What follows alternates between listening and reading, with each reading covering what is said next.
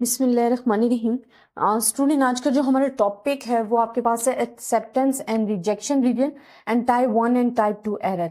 अब student, acceptance and rejection regions हमारे पास क्या होता है, टाइप 1 एंड टाइप 2 एरर हमारे पास क्या है।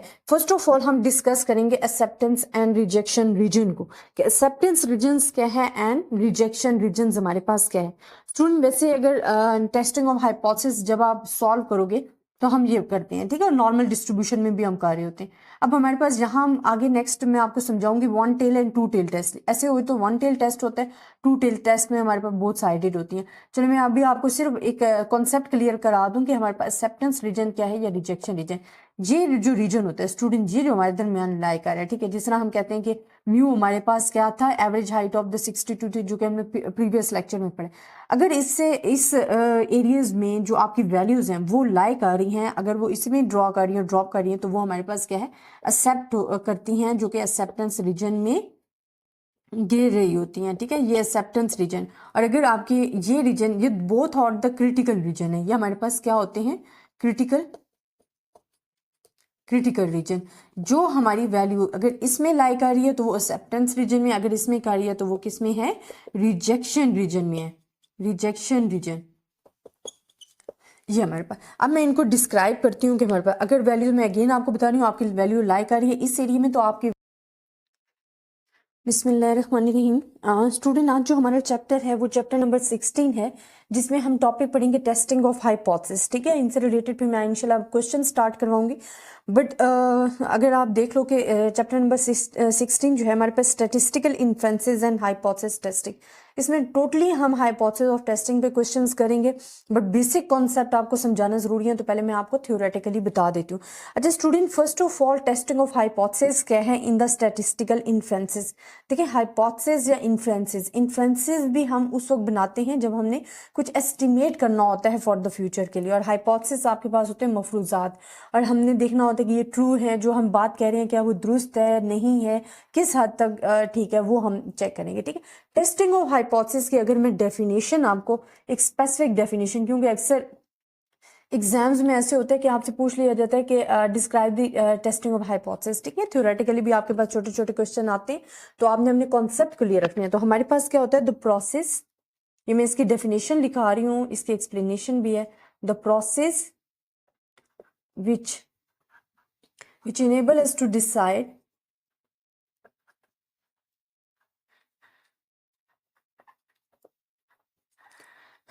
whether to accept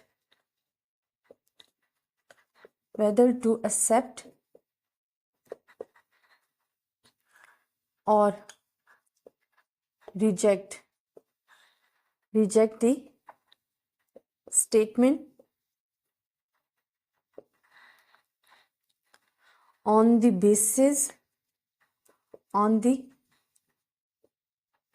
basis of sample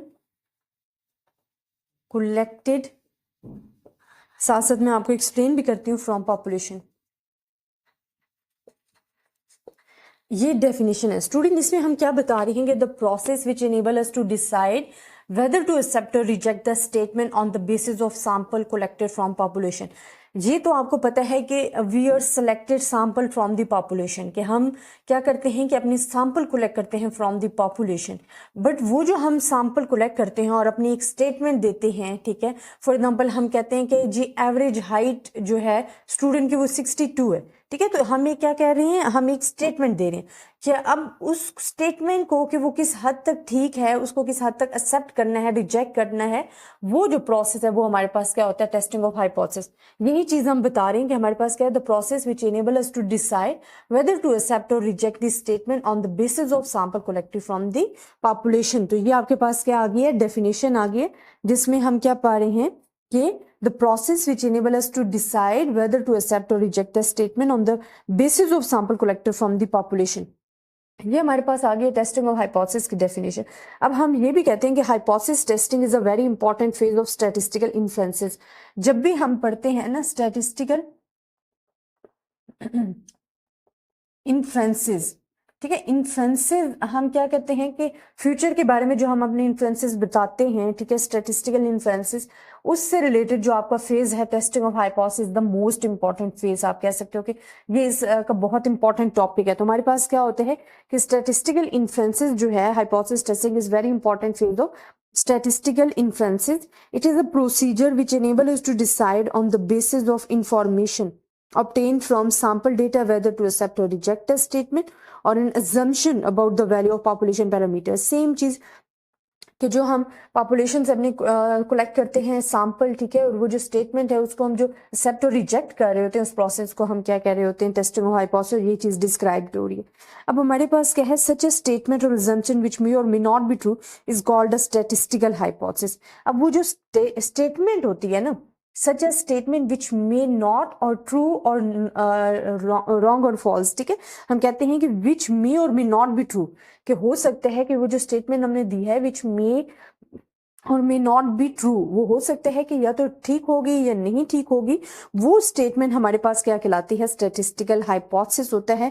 हम उसके बारे में श्योर नहीं होते हैं क्योंकि ये हमारे पास क्या होता है, टेस्टिंग ऑफ हाइपोथेसिस है, एक मफरूजात हैं जिनको हमने टेस्ट करना है, तो इस वजह से ये हम कहते हैं we accept the hypothesis as being true when it is supported by the sample data, we reject the hypothesis when sample data fail to support it.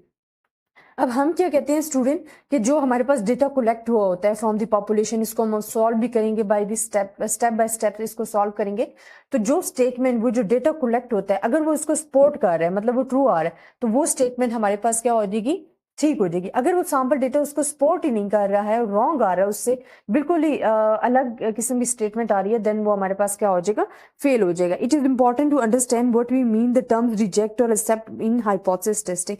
The rejection of hypothesis is to declare it false, the acceptance of hypothesis is to conclude that there is sufficient evidence to reject it। अच्छा student, acceptance and rejections क्या होते हैं हमारे पास? अब यहाँ जो मेरे पास ये एरिया, ठीक है, फॉर एग्जांपल मैं इसको कह देती हूँ, अब मेरे पास यहाँ जितना भी एरिया है ना, ये इनमें अगर कोई वैल्यू मेरे पास आ रही है, लाइक आ रही है, तो ये मेरे पास क्या होता है, एक्सेप्टेंस रीजन होता है, जहाँ मैंने जो भी वैल्यू लाई करेगी वो मेरे पास क्या हो जाएगी, एक्सेप्ट हो जाएगी। और ये क्या होता है, रिजेक्शन रीजन होता है, और इन रीजन्स को हम कहते हैं क्रिटिकल रीजन। रिजेक्शन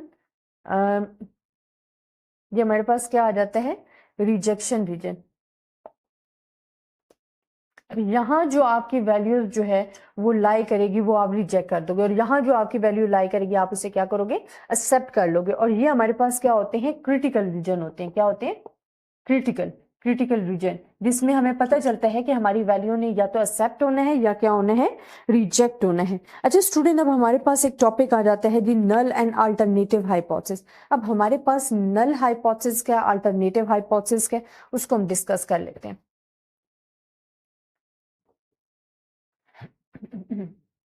वो इसी से ही रिलेटेड है। टेस्टिंग ऑफ हाइपोथेसिस का जो फर्स्ट स्टेप होता है ना, वो होता ही हाइपोथेसिस है, जिसमें हमारे पास टू हाइपोथेसिस आ जाते हैं। एक आता है नल हाइपोथेसिस और एक आपके पास क्या होता है, अल्टरनेटिव एंड अल्टरनेटिव हाइपोथेसिस। ठीक है, अब स्टूडेंट जब आप सॉल्व करोगे ना क्वेश्चन टेस्टिंग ऑफ हाइपोथेसिस से रिलेटेड, उसमें जो फर्स्ट स्टेप होगा ना, वो होगा भी आपका हाइपोथेसिस, जिसमें आपके पास हाइपोथेसिस जो है वो टू टाइप्स के होंगे। एक तो नल हाइपोथेसिस होगा, एक अल्टरनेटिव हाइपोथेसिस होगा। अब हमारे पास क्या है, null hypothesis generally denoted by the symbol of H0। इसको हम किससे शो करते हैं, H0 से, और इसको हम किससे शो करते हैं, H हमारे पास 1 होता है। ठीक है, इसको ये हमारे पास जो अल्टरनेटिव हाइपोथेसिस है हम उसके लिए कर रहे हैं, जो H1 ले लेते होते हैं, या जो भी हमारे पास आ जाता है। फिर साथ साथ मैं आपको समझाती, नल हाइपोथेसिस H0 से शो हो रहा है। ठीक है, is any hypothesis which is to be tested for possible rejection under the assumption that it is a true. अब ये किस लिए यूज होता है, विच इज, मैं इसका लिख देती हूँ, which is to be which is to be tested, इसको हम किस लिए टेस्ट करते हैं, which is to be tested for possible rejection, for possible rejection under the assumption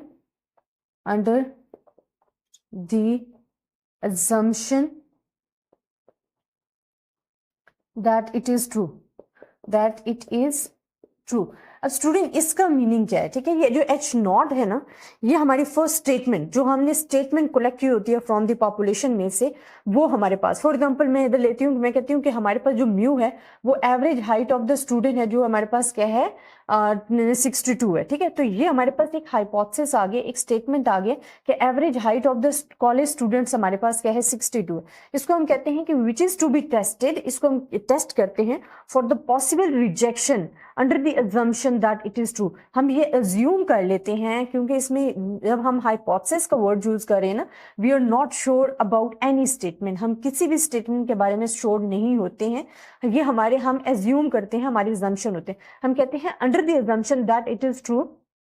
तो हमारे पास ये क्या हो जाता है, हम इसको टेस्ट करते हैं कि जो हमने स्टेटमेंट दी है वो ट्रू है, इसलिए हम इसे कहते हैं एच नॉट। बेशक वो बाद में गलत हो जाए, वो आप जब कैलकुलेट करते हो उस पर फिर रिजेक्शन क्रिटिकल रीजन का आ जाता है पोर्शन, ठीक है, ये आपने ठीक है नहीं कहा, लेकिन बट इसके लिए हमारे पास क्या है, which is to be tested for possible rejection under the assumption that it is true. Today the term is used for any hypothesis that is being tested. The word null is in the term null hypothesis implies that usually H naught is the hypothesis of no effect. A null hypothesis should always be precious such as the given unbiased और drug. अच्छा student, इसकी मैं एक example दे देती हूँ। जिस तरह हमारे पास आ जाता है कि जिस तरह मैंने आपको बोला कि for example suppose we think that the average height of the student in college students is 62। Average height of the college students हमारे पास क्या है 62 आ गए, और हम कहते हैं कि the statement is taken as hypothesis and written symbolically as, जैसे कि मैंने ये लिखा है, आपने ऐसे लिखना है। जब हमारे पास क्वेश्चन स्टार्ट होगा ना, उसमें स्टूडेंट हमारा जो फर्स्ट स्टेप होगा ना, उसमें हमने बनाने ही हाइपोथेसिस है, जिसमें हमारे पास 2 हाइपोथेसिस होगा, एक नल हाइपोथेसिस होगा, एक अल्टरनेटिव हाइपोथेसिस। नल हाइपोथेसिस हमारे पास ये होता है कि हम कहते हैं कि जी जिस तरह मैंने स्टेटमेंट दी कि हमारे पास जो कॉलेज के स्टूडेंट्स की एवरेज हाइट है वो कितनी है, एवरेज हाइट 62 है। An alternative hypothesis is any other hypothesis which we accept when the null hypothesis is rejected. अब ये हमारे पास क्या होता है कि null alternative hypothesis accept when null hypothesis reject। अगर नल हाइपोथेसिस की जो स्टेटमेंट है वो रिजेक्ट हो जाती है, देन H1 जो है वो एक्सेप्ट हो जाता है। इट्स मीन कि अगर आपकी ये स्टेटमेंट रॉन्ग निकल आती है तो फिर सीधी सी बात है ये स्टेटमेंट ट्रू होगी। तो जब आप एक्सेप्ट कर लेते हो इसे व्हेन नल हाइपोथेसिस रिजेक्ट हो जाता है, जब नल हाइपोथेसिस रिजेक्ट हो जाता है फिर आप अल्टरनेटिव हाइपोथेसिस को एक्सेप्ट कर लेते हो। It is customarily denoted by the H1 and HA से भी इसको डिनोट करते हैं, H1 से भी डिनोट करते हैं, and HA mean alternative hypothesis हमारे पास है। For example if hypothesis is mu is equals to naught, ये अगर हमारे पास अल्टरनेटिव नल हाइपोथेसिस जो है म्यू इज इक्वल्स टू 62 है, तो अल्टरनेटिव हमारे पास क्या हो सकता है, अल्टरनेटिव हाइपोथेसिस या तो हमारे पास होता है कि mu is not equals to 62, या हमारे पास आ सकता है म्यू इज ग्रेटर देन 62, या हमारे पास आ सकता है म्यू इज लेस देन 60, ये म्यू इज लेस देन 62। तो ये चीज हमारे पास आ सकती है for when we are observing the average height of the students in the college, ठीक है, कि जो हम कॉलेज में एवरेज हाइट स्टूडेंट्स के ले रहे हैं, अगर नल हाइपोथेसिस हमारे पास ये है, ठीक है, तो अल्टरनेटिव में हमारे पास 3 सिचुएशंस आ सकती हैं। जब हम क्वेश्चंस करेंगे तो इंशाल्लाह ये चीज़ हमें बहुत आसानी से क्लियर होती जाएगी, बट थ्योरेटिकली भी आपको समझाना बहुत ज़्यादा ज़रूरी होता है स्टूडेंट, क्योंकि अगर आपके कॉन्सेप्ट क्लियर होंगे तो आप इसे इजीली आगे क्वेश्चन में भी सॉल्व कर सकते हो।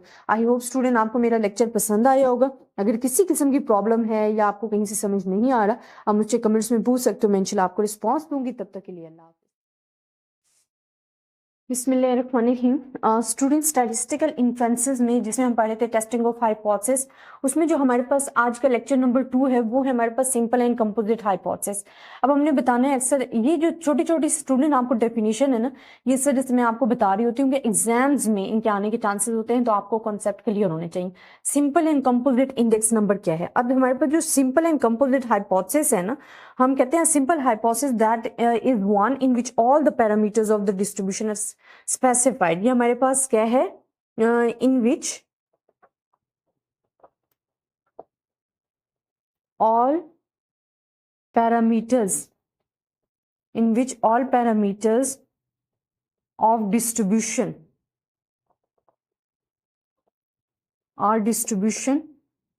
are specified। अब स्टूडेंट हमारे पास क्या है कि हम कहते हैं कि in which all parameters of the distribution are specified. जब सिंपल हाइपोथेसिस की बात आ जाती है तो इसमें हम कहते हैं कि a simple hypothesis is one in which all the parameters of the distribution are specified. For example, if the heights of the college students are normally distributed with, अगर हमने जिस तरह के एग्जांपल पहले भी पढ़ी थी नल एंड अल्टरनेटिव हाइपोथेसिस में, जिसमें हम कह रहे थे कि हमारे पास जो नल हाइपोथेसिस होता है उसमें म्यू इज इक्वल्स टू 62 होता है, इसी से प्रीवियस लेक्चर में। तो अगर हमारे पास heights of the college student normal distribution जिसमें हमारे पास सिग्मा स्क्वायर क्या है 4 है, स्पेसिफाइड है, and hypothesis mu is equal to 62 है, जो कि हम पढ़ भी रहे कि जो हमारे पास क्या था एच नॉट था, ठीक है। हम कहते थे कि mu is equal to 62 average height of the student है। So we have stated a simple hypothesis as the mean of variance together specified a normal distribution completely। तो ये हमारे पास एक full completely distribution बता रहा है normal distribution। अगर हमारे पास hypothesis है composite hypothesis, में हम कहते हैं hypothesis which is not simple, which not all the parameters are specified। यहाँ हमारे पास सिर्फ क्या आ जाएगा composite में, अगर आपके पास definition भी पूछ ली जाती है, इधर हमने लिखा है ना in which, यहाँ हमारे पास क्या all parameters in which not all parameters of distributions are specified। इसमें क्या होता है कि हमारे पास जो तमाम ऑल पैरामीटर्स जो है ना ऑफ द डिस्ट्रीब्यूशंस के वो स्पेसिफाइड नहीं होते हैं, और वो हमारे पास क्या बन जाता है फिर कंपोजिट हाइपोथेसिस बन जाता है। अब फॉर एग्जांपल इफ ये हाइपोथेसिस अगर हमारे पास है तो हमारे पास क्या है, हमने पहले भी डिस्कस किया था कि या तो वो हमारे पास लेस देन होगा, ठीक है, एंड ज़्यादा कम भी हो सकता है। अब जिस तरह हमारे पास यहाँ मैंने कहा कि sigma square is equal to 4 है and mu is equal to 62। अब यहाँ हमारे पास अगर आ जाए एच, हमारे पास म्यू जो है वो ग्रेटर देन 62 है, एंड सिग्मा स्क्वायर हमारे पास क्या है 4, और अल्टरनेट यही हमारे पास एक और चीज आ जाती है कि अगर हम कहते हैं कि जी ये म्यू इज इक्वल टू 62 है तो sigma square is less than 4 है, तो ये चीज हमारे पास क्या आ जाती है कंपोजिट हाइपोथेसिस होते हैं, because we can not know the exact distribution of the population in either case. हम इनमें एग्जैक्ट पॉपुलेशन जो है उसको डिस्क्राइब नहीं कर पाते हैं। सो हमारे पास ये क्या होता है कंपोजिट हाइपोथेसिस होते हैं in which not all the parameters of the distribution are specified है। अब हाइपोथेसिस हमारे पास क्या होते हैं या क्लासिफाइड हो जाते हैं एग्जैक्ट एंड इन एग्जैक्ट में, ठीक है। A hypothesis is said to be exact hypothesis if it selects a unique value for the parameter. अगर हम हमारे पास जो हाइपोथेसिस हैं, मैं इधर लिख देती हूँ, अब जो हमारे पास हाइपोथेसिस हैं वो सिलेक्ट हो जाते हैं किस क्लासिफाइड हो रही है एग्जैक्ट हाइपोथेसिस में एंड हमारे पास क्या है इन एग्जैक्ट में। अब जो हमारे पास एग्जैक्ट हाइपोथेसिस होता है उसमें हमारे पास क्या होता है it selects a unique value. ये हमारे पास क्या होता है it selects a unique value for the parameters and hypothesis is said to be inexact when it indicates more than one possible values. और यहाँ हमारे पास क्या होती है more than one possible values. तो ये स्टूडेंट आपके पास कॉन्सेप्ट आ जाता है simple and composite index number का। अच्छा, इसके बाद जो हमारे पास आ जाता है कॉन्सेप्ट वो हमारे पास जिस तरह की हमने नल फर्स्ट ऑफ ऑल हम जब भी क्वेश्चन सॉल्व करेंगे टेस्टिंग ऑफ हाइपोथेसिस, पहले तो हमने हाइपोथेसिस बनाने जिसमें हमने डिस्क्राइब किया कि जी नल हाइपोथेसिस अल्टरनेटिव हाइपोथेसिस, फिर आपने देखना कि क्या वो हाइपोथेसिस सिंपल हाइपोथेसिस है या कंपोजिट हाइपोथेसिस है। उसी पोर्शन में नेक्स्ट आपके स्टेप जो आ जाता है वो हम कहते हैं जी टेस्ट स्टैटिस्टिक्स। हमारे पास जो नेक्स्ट स्टेप आ जाता है वो हमारे पास क्या होता है, वो हमारे पास होता है जी टेस्ट स्टैटिस्टिक। अब टेस्ट स्टैटिस्टिक क्या है स्टूडेंट? टेस्ट स्टैटिस्टिक्स हमारे पास होता है a sample statistic which provides a basis for testing a null hypothesis called test statistic. अब बिस्मिल्लाहिर्रहमानिर्रहीम। स्टूडेंट स्टैटिस्टिकल इन्फ्लुएंसेस में जिसमें हम पढ़े थे टेस्टिंग ऑफ हाइपोथेसिस, उसमें जो हमारे पास आज का लेक्चर नंबर 2 है वो है हमारे पास सिंपल एंड कंपोजिट हाइपोथेसिस। अब हमने बताना है अक्सर ये जो छोटी छोटी स्टूडेंट आपको डेफिनेशन है ना, ये सर जैसे मैं आपको बता रही होती हूँ कि एग्जाम्स में इनके आने के चांसेस होते हैं, तो आपको कॉन्सेप्ट क्लियर होने चाहिए। Simple and composite index number क्या है? अब हमारे पास जो सिंपल एंड कंपोजिट हाइपोथेसिस है ना, हम कहते हैं simple hypothesis that is one in which all the parameters of the distribution are specified. ये हमारे पास क्या है इन विच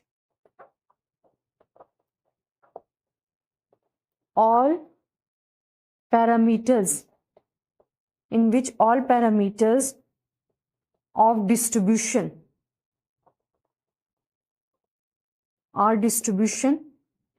are specified.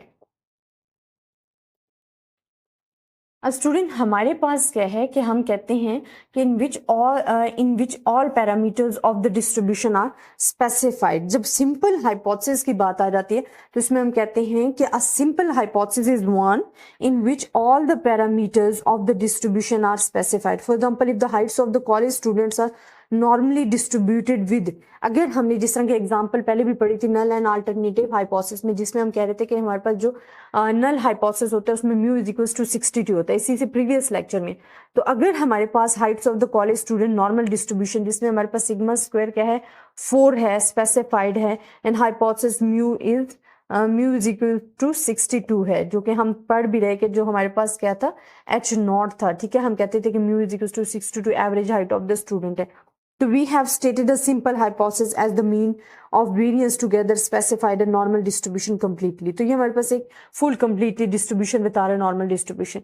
अगर हमारे पास hypothesis है composite hypothesis, इसमें हम कहते हैं hypothesis which is not simple, which not all the parameters are specified. यहाँ हमारे पास सिर्फ क्या आ जाएगा composite में, अगर आपके पास definition भी पूछ ली जाती है, इधर हमने लिखा है ना in which, यहाँ हमारे पास क्या all parameters in which not all parameters of distributions are specified. इसमें क्या होता है कि हमारे पास जो तमाम ऑल पैरामीटर्स जो है ना ऑफ द डिस्ट्रीब्यूशंस के वो स्पेसिफाइड नहीं होते हैं, और वो हमारे पास क्या बन जाता है फिर कंपोजिट हाइपोथेसिस बन जाता है. अब फॉर एग्जांपल इफ ये हाइपोथेसिस अगर हमारे पास है तो हमारे पास क्या है, हमने पहले भी डिस्कस किया था कि या तो वो हमारे पास लेस देन होगा, ठीक है, एंड ज़्यादा कम भी हो सकता है. अब जिस तरह हमारे पास यहाँ मैंने कहा कि sigma square is equals to 4 है and mu is equals to 62. अब यहाँ हमारे पास अगर आ जाए एच हमारे पास म्यू जो है वो ग्रेटर देन 62 है एंड सिग्मा स्क्वायर हमारे पास क्या है 4, और अल्टरनेट यही हमारे पास एक और चीज आ जाती है कि अगर हम कहते हैं कि जी ये म्यू इज इक्वल टू 62 है तो sigma square is less than 4 है. तो ये चीज हमारे पास क्या आ जाती है कंपोजिट हाइपोथेसिस होते हैं, because we can not know the exact distribution of the population in either case. हम इनमें एग्जैक्ट पॉपुलेशन जो है उसको डिस्क्राइब नहीं कर पाते हैं. सो हमारे पास ये क्या होता है कंपोजिट हाइपोथेसिस होते हैं in which not all the parameters of the distribution are specified है. अब हाइपोथेसिस हमारे पास क्या होते हैं क्लासिफाइड हो जाते हैं एग्जैक्ट एंड इन एग्जैक्ट में. ठीक है, a hypothesis is said to be exact hypothesis if it selects a unique value for the parameter. अगर हम हमारे पास जो हाइपोथेसिस हैं मैं इधर लिख देती हूँ, अब जो हमारे पास हाइपोथेसिस हैं वो सिलेक्ट हो जाते हैं किस क्लासिफाइड हो रही है एग्जैक्ट हाइपोथेसिस में एंड हमारे पास क्या है इन एग्जैक्ट में. अब जो हमारे पास एग्जैक्ट हाइपोथेसिस होता है उसमें हमारे पास क्या होता है it selects a unique value. ये हमारे पास क्या होता है it selects a unique value for the parameters and hypothesis is said to be inexact when it indicates more than one possible values. और यहाँ हमारे पास क्या होती है more than one possible values. तो ये स्टूडेंट आपके पास कॉन्सेप्ट आ जाता है simple and composite index number का. अच्छा, इसके बाद जो हमारे पास आ जाता है कॉन्सेप्ट वो हमारे पास जिस तरह की हमने नल फर्स्ट ऑफ ऑल हम जब भी क्वेश्चन सॉल्व करेंगे टेस्टिंग ऑफ हाइपोथेसिस, पहले तो हमने हाइपोथेसिस बनाने जिसमें हमने डिस्क्राइब किया कि नल हाइपोथेसिस अल्टरनेटिव हाइपोथेसिस. फिर आपने देखना कि क्या वो हाइपोथेसिस सिंपल हाइपोथेसिस है या कंपोजिट हाइपोथेसिस है. उसी पोर्शन में नेक्स्ट आपके स्टेप जो आ जाता है वो हम कहते हैं जी टेस्ट स्टैटिस्टिक्स. हमारे पास जो नेक्स्ट स्टेप आ जाता है वो हमारे पास क्या होता है वो हमारे पास होता है जी टेस्ट स्टैटिस्टिक. अब टेस्ट स्टैटिस्टिक क्या है स्टूडेंट? टेस्ट स्टैटिस्टिक्स हमारे पास होता है a sample statistic which provides a basis for testing a null hypothesis called test statistic. अब